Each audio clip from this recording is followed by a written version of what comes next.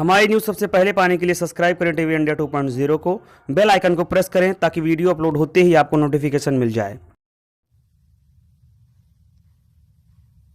मेरे प्यारे देशवासियों, नमस्कार। कोरोना के खिलाफ देश आज फिर एक बहुत बड़ी लड़ाई लड़ रहा है।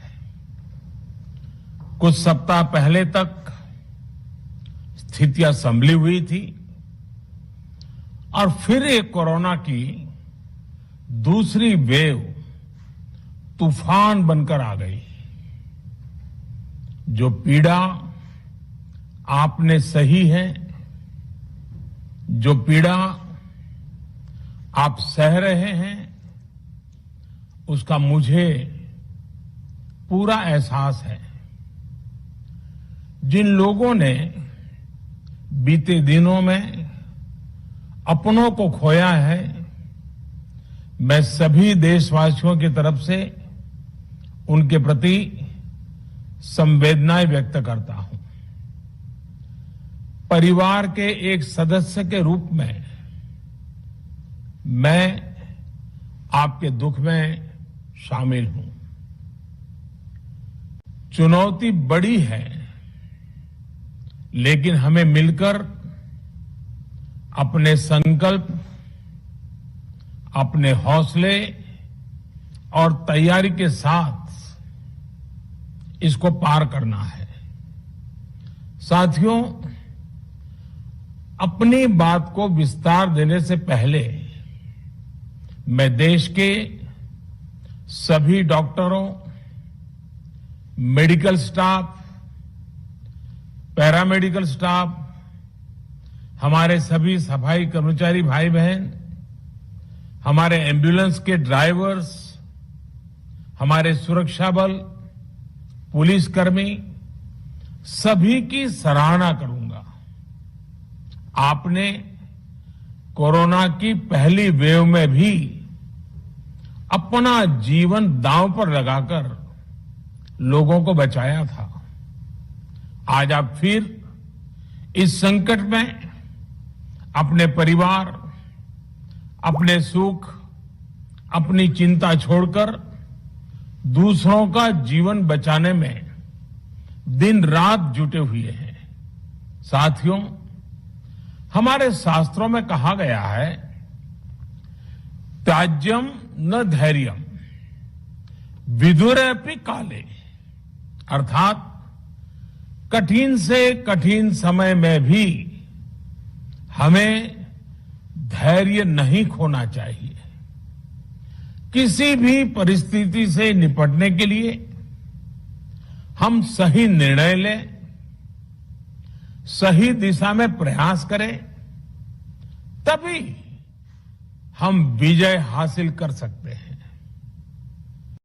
इसी मंत्र को सामने रखकर आज देश दिन रात काम कर रहा है। बीते कुछ दिनों में जो फैसले लिए गए हैं, जो कदम उठाए गए हैं, वो स्थिति को तेजी से सुधारेंगे। इस बार कोरोना संकट में देश के अनेक हिस्से में ऑक्सीजन की डिमांड बहुत ज्यादा बढ़ी है। इस विषय पर तेजी से और पूरी संवेदनशीलता के साथ काम किया जा रहा है। केंद्र सरकार, राज्य सरकारें, प्राइवेट सेक्टर, सभी की पूरी कोशिश है कि हर जरूरतमंद को ऑक्सीजन मिले। ऑक्सीजन प्रोडक्शन और सप्लाई को बढ़ाने के लिए भी कई स्तरों पर उपाय किए जा रहे हैं। राज्यों में नए ऑक्सीजन प्लांट्स हो, 1 लाख नए सिलेंडर पहुंचाने हो, औद्योगिक इकाइयों में इस्तेमाल हो रही ऑक्सीजन का मेडिकल इस्तेमाल हो, ऑक्सीजन रेल हो, हर प्रयास किया जा रहा है। साथियों, इस बार बार जैसे ही कोरोना के केस बढ़े, देश के फार्मा सेक्टर ने दवाइयों का उत्पादन और बढ़ा दिया है। आज जनवरी फरवरी की तुलना में देश में कई गुना ज्यादा दवाइयों का प्रोडक्शन हो रहा है। इसे अभी और तेज किया जा रहा है। कल भी मेरी देश की फार्मा इंडस्ट्री के बड़े जो प्रमुख लोग हैं, उसके जो एक्सपर्ट लोग हैं, उनसे बहुत लंबी चर्चा हुई है। प्रोडक्शन बढ़ाने के लिए हर तरीके से दवाई कंपनियां की मदद ली जा रही है। हम सौभाग्यशाली हैं कि हमारे देश के पास इतना बड़ा मजबूत फार्मा सेक्टर है जो बहुत अच्छी और तेजी से दवाइयां बनाता है। इसके साथ ही अस्पतालों में बेड की संख्या को बढ़ाने का भी काम तेजी से चल रहा है। कुछ शहरों में ज्यादा डिमांड को देखते हुए विशेष और विशाल कोविड हॉस्पिटल बनाए जा रहे हैं। साथियों, पिछले वर्ष जब देश ने कोरोना के कुछ ही मरीज सामने आए थे, उसी समय भारत में कोरोना वायरस के खिलाफ प्रभावी वैक्सीन के लिए काम शुरू कर दिया था।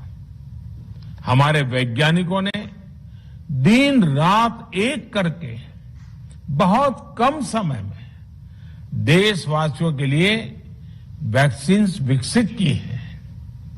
आज दुनिया की सबसे सस्ती वैक्सीन भारत में है। भारत की कोल्ड चेन व्यवस्था के अनुकूल वैक्सीन हमारे पास है। इस प्रयास में हमारे प्राइवेट सेक्टर ने इनोवेशन और एंटरप्राइज की भावना का बेहतरीन प्रदर्शन किया है। वैक्सीन की अप्रूवल्स और रेगुलेटरी प्रोसेसेस को फास्ट ट्रैक पर रखने के साथ ही सभी साइंटिफिक और रेगुलेटरी मदद को बढ़ाया गया है। यह एक टीम एफर्ट है जिसके कारण हमारा Bharat 2 made in India vaccine के साथ दुनिया का सबसे बड़ा टीकाकरण अभियान शुरू कर पाया। टीकाकरण के पहले चरण से ही गति के साथ ही इस बात पर जोर दिया गया कि ज्यादा से ज्यादा क्षेत्रों तक, जरूरतमंद लोगों तक वैक्सीन पहुंचे। दुनिया में सबसे तेजी से भारत में पहले 10 करोड़, फिर 11 करोड़ और अब 12 करोड़ वैक्सीन डोज दिए गए हैं। आज कोरोना से इस लड़ाई में हमें हौसला मिलता है कि हमारे health care workers, frontline corona warriors और सीनियर सिटीजन्स के एक बड़े हिस्से को वैक्सीन का लाभ मिल चुका है। साथियों, कल ही वैक्सीन को लेकर हुए एक और अहम फैसला भी हमने किया है।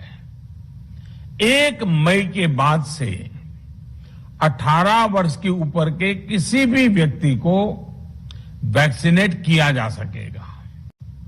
अब भारत में जो वैक्सीन बनेगी उसका आधा हिस्सा सीधे राज्यों और अस्पतालों को भी मिलेगा। इस बीच गरीबों, बुजुर्गों, निम्न मध्यम वर्ग के लोग 45 वर्ष की आयु के ऊपर के व्यक्तियों के लिए केंद्र सरकार का जो वैक्सीन कार्यक्रम चल रहा है वो भी उतनी ही तेजी से जारी रहेगा। पहले की तरह ही सरकारी अस्पतालों में मुफ्त वैक्सीन मिलती रहेगी, जिसका फायदा, जैसा मैंने कहा, हमारे गरीब परिवार हो, हमारे मध्यम वर्ग, निम्न मध्यम वर्ग के परिवार हो, वो उनका लाभ उठा सकेंगे। साथियों, हम सभी का प्रयास जीवन बचाने के लिए है